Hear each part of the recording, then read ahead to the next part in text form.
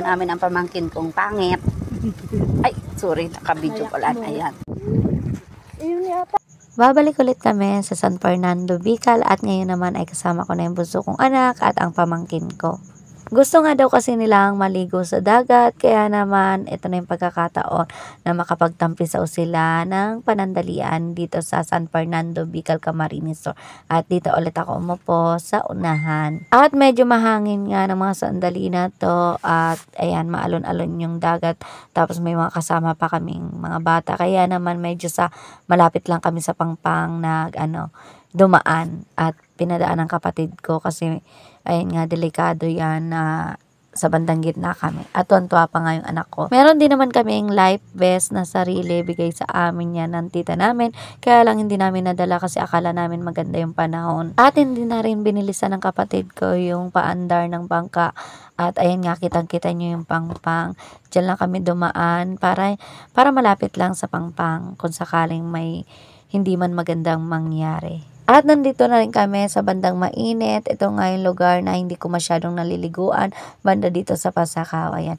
Meron nga dyan isang lugar na may kumukulong tubig kaya tinawag na mainit. Habang naman nagbibideo-video ako dito, ay ito naman may isang batang tuwang-tuwa sa dagat.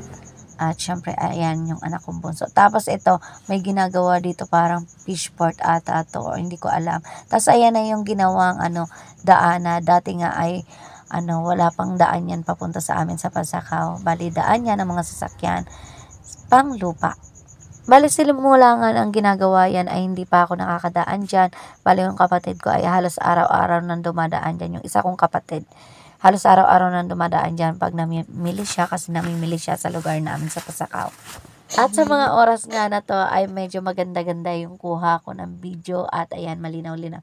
Eto na nga, nandito na ulit kami sa Barrio Bicol, San Fernando, Camarines Sur.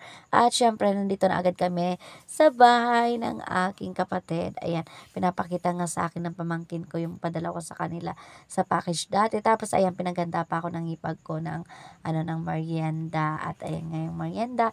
Tapos sumayo-sayo pa itong pamangkin ko. Ilan pa yan? Tibayo pala.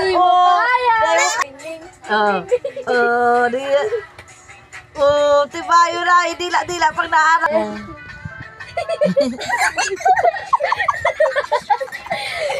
Ay, daog ka sa vlog nyo. Welcome to San Fernando, Bicol. Hi guys, welcome to San Fernando. Madalas ka dyan, ha? Uy! Dali, game. Oh, dali. Gagawin mo. Wow. Dali, mag-araram, ha? Yes, oh. Dapat yung jacket mo yung pagkulit, ha? Ayaw! Pwede man yan, dahil nito pagkalugulog na malalabot kita ng ipito mo. Yak, gusto na pupupo. Yak, madali nas ka, ha? Dahil mo para ligali. At ayan na nga, nakapagtampisaw na ang mga pamangkin ko. At syempre, yung bunso ko, ayun, pinipil niya yung dagat-dagat dyan. Cheers, dagat-dagat. At eto naman, dalawa kong pamangkin na taga rito sa San Fernando, Bicol, ay parang akala mo naman, baguhan dito sa Bicol. At tuwang-tuwa nga sila sa dagat, kahit karap lang nila yung dagat.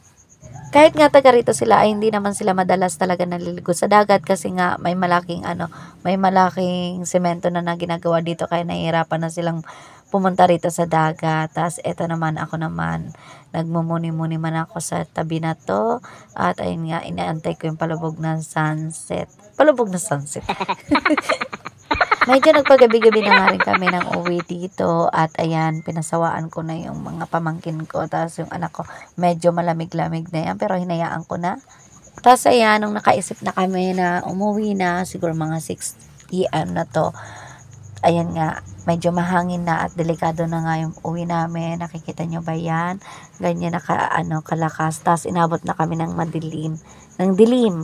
Tapos ito nga, para hindi ako kabahan dito sa medyo maalon-alon, ayan, naghimay-himay na lang ako ng malunggay.